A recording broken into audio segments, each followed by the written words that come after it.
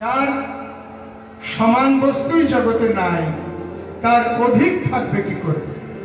তাই পদকর্তা বললেন, ওরে যা সম ও